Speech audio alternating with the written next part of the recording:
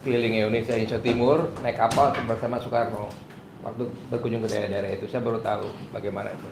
Tapi bapak saya itu sebetulnya satu yang dipegang adalah kejujuran. Dia selalu bilang, katakan benar jika itu benar, salah itu salah. Itu sebabnya bapak saya berbeda pendapat dengan teman-temannya yang mendukung Bung Karno. Setelah Orde Baru, bapak saya berbeda pendapat dengan teman-temannya yang mendukung Pak Harto. Ya, karena katakan benar itu benar, salah itu salah. Jadi bapak saya ambil risiko beda pendapat dengan teman-temannya yang dukung Bung Karno. Ya, ada di PNI, ada di masuk di mana-mana lah ya. Artinya pada saat dengan Soekarno pun dia jadi berbeda pendapat karena soal pribadi sekali. Ya, saya nggak usah ceritakan. Jadi bukan soal politik, soal pribadi. Pada saat Pak Harto pun demikian. Pada saat saya hari kedua, hari ketiga saya ditahan sebagai tapol itu Pak Harto manggil bapak saya ke Jedana. Ada Pak Maraden Pangabean. Ya, Pak Harto tanya, kenapa anak kamu, ini yang cerita bukan bapak nggak pernah cerita sama saya, ibu saya yang cerita. Kenapa anak kamu kok ikut demo gini-gini? Bapak saya sih nggak peduli, dia nggak ngelarang saya demo, nggak ngelarang saya ditangkap pun dia ketawa aja kok, dia nggak sedih nggak apa. Nah dia berdebat. Jadi dengan Soekarno beda pendapat, dengan Soeharto beda pendapat soal strategi pembangunan misalnya. Dia nggak pernah pura-pura tuh, hanya karena ingin dapat jabatan, manggut-manggut dapat jabatan. Enggak, dia nggak pernah begitu. Salah katakan salah, benar katakan benar. Nah, ini yang diwariskan pada kami ini. Ya. Dan mengenai soal dia bisa pidato ya, Bang ini. Ya. Sebetulnya agak sedikit apa ya? Inilah. Sebelum dia pidato itu, beberapa hari sebelumnya dia seperti orang sakit demam panas, begitu ceritanya nih.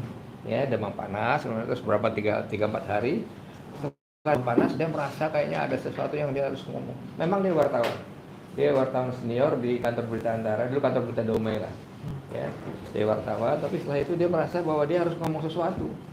Dan kebetulan dia bergaul dengan teman-teman kampung, bikin organisasi kampung itu, anak kampung. Dan akhirnya merasa bahwa kalau ide-ide itu tidak disebarkan melalui radio, nggak akan sampai. Maka orang anak-anak kampung ini nyari radio, pemancar bekas Jepang punya, bikin pemancar radio. Dan oleh RRI dirilis sampai kemana-mana, ke seluruh Indonesia. Jadi memang yang dia pegang itu kejujuran.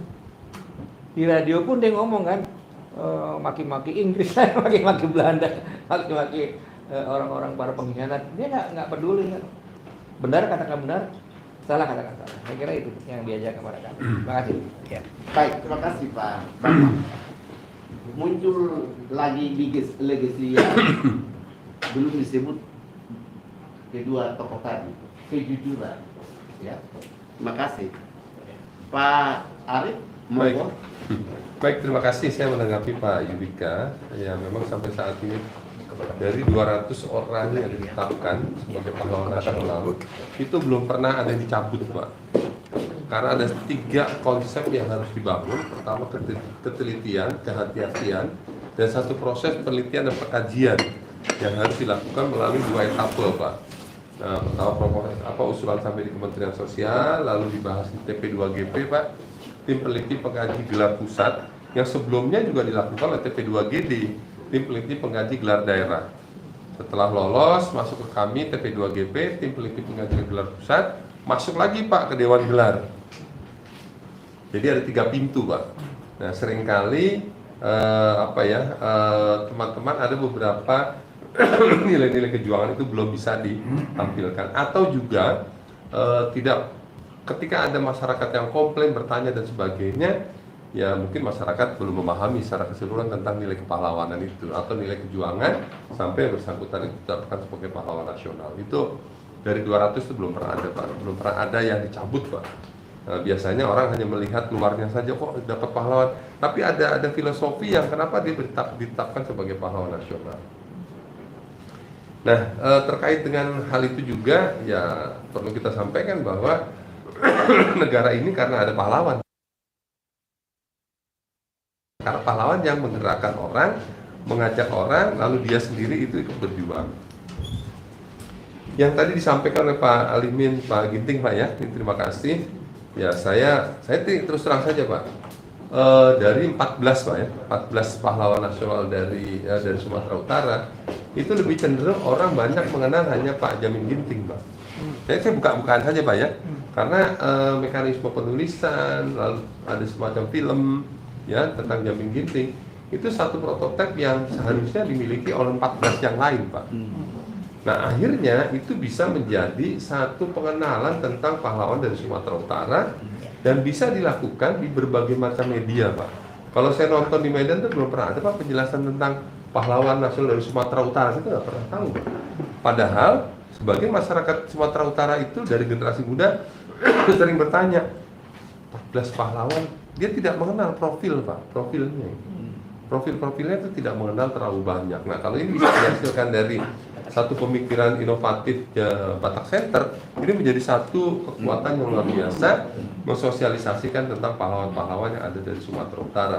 Makanya tadi saya sampaikan ada satu pahlawan itu yang diperebutkan dan diambil oleh Yogyakarta, padahal dia lahir dan besar di Sumatera Utara. Ya, Laparan Pane itu Pak. Laparan Pane itu diusulkan dari Sultan sendiri yang meminta kepada pemerintah Provinsi Sumatera Utara bahwa dia mau mengusulkan Laparan Pane. Itu artinya bahwa banyak saudara-saudara kita dari Sumatera Utara yang diakui di luar dari Sumatera Utara ya. Nah lalu berikutnya mungkin nanti kita diskusikan Pak. Seringkali kita memotret seorang pahlawan itu dari hafalan Pak. Nah kalau kita lihat buku-buku sejarah kita Pak, buku sejarah itu anak-anak hanya menghafal Pak. Menghafal Jamin Ginting Sumatera Utara, lalu Sisingamangaraja lahir tahun sekian, meninggal tahun sekian, lahir besar, itu saja Pak. Padahal itu hanya ada nilai-nilai yang sebenarnya terkandung dari perjuangan yang dimaksud gitu. Berikutnya terkait dengan IKPNI, kami akan konsultasi Pak dengan IKPNI karena itu adalah induk dari organisasi keluarga putra putri pahlawan Pak ya. Meskipun di situ juga ada keluarga-keluarga besar, ada keponakan, saudara dan sebagainya. Nah kalau terkait dengan apa yang disampaikan Pak Jonathan, terima kasih Pak Manulang tadi. Beliau adalah dulu pasukan PBB Pak ya. Pasukan PBB Yonkap 7. Yonkap 7 itu namanya Yonkap Sersus Pak, serbu khusus yang gambarnya itu gambar King Kong itu Pak ya. Nah, itu. Saya tahu itu namanya ada kesatrian Manulang Pak ya, kesatrian Manulang itu. Manulang ya. Jadi ya itu memang biasa dilakukan di unsur TNI dan Polri Pak. Biasanya ada unsur-unsur ada pengakuan-pengakuan itu diberikan nama pada gedung, pada jalan, pada ruang pertemuan atau ruangan-ruangan. Nah ini mungkin bisa dijadikan contoh Pak bagaimana TNI mensosialisasikan pahlawan yang ada di TNI-nya. Yang tidak salah ya, kita berangkat dari Batak Center ini ya sudah Mall Sisingamangaraja, itu kan hebat juga Pak. Iya kan? Iya betul juga Pak. Ada jalan Jamin Ginting, ada ruang pertemuan Jamin Ginting kan begitu. Nah itu harus disosialisasikan secara komprehensif Pak, sehingga orang begitu masuk di gedung itu dia sudah mengenal Pak profil. Nah itulah yang sebenarnya menurut saya bisa merestorasi, menginspirasi generasi muda Pak. Kalau restorasi itu bisa dibangun, kalau komitmen itu dibangun, satu pendiriannya adalah bagaimana diri saya seperti pahlawan. Nah kalau diri saya seperti pahlawan Pak, ya otomatis dia akan berada dalam koridor bahwa hidup itu penuh keikhlasan, kejujuran dan pengorbanan. Mantap. Itu Pak. Contohnya seperti itu. Gitu ya. Mohon maaf mungkin sejarawan kami Pak ini mohon nanti bisa memberikan masukan Pak. Jadi jangan sampai sejarah itu pahlawan itu hanya sekedar dihafal, tetapi mungkin di media-media umum ya di tempat-tempat publik itu bisa sebelum film dimulai, sebelum ada tampil di bioskop tentang film apa, diperkenalkan film-film dari Sumatera Utara atau pahlawan-pahlawan dari Sumatera Utara. Satu aja profil. Nah legasinya seperti itu. Kalaupun nanti kesulitan menuliskan profil, kami punya profil lengkapnya Pak. Tinggal diambil saja. Tinggal diambil saja dan itu hak patennya. Tidak pernah ada yang komplain Pak. Karena itu kami reduksi dari para sejarawan, baik dari UI, dari mana-mana, kita ambil menjadi profil singkat. Kalau itu akan diambil hanya untuk Sumatera Utara, ya silakan Pak diambil. Nah itu bisa disosialisasikan dan bisa itu kick off-nya itu dari Batak Center dan itu bisa digunakan sebagai bahan sosialisasi. Tidak hanya untuk, tidak hanya untuk marganya saja Pak, tapi untuk yang lainnya juga. Iya. Gitu loh. Itu mungkin dari saya, terima kasih.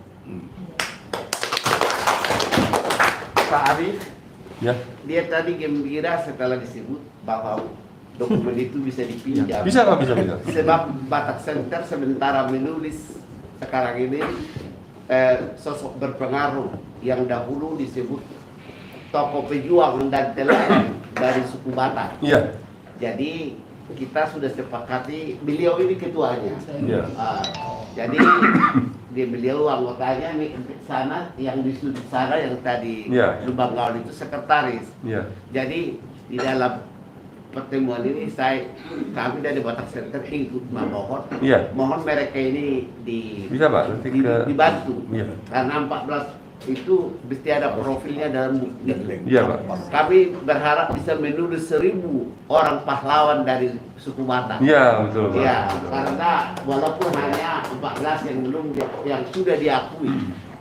Karena masih cukup banyak pahlawan-pahlawan Batak yang belum diakui, Betul. bahkan tidak dikenal. Iya. Kami akan memperkenalkannya kepada masyarakat umum. Terima kasih. Nah, Purba, beri Oh iya, iya. kesempatan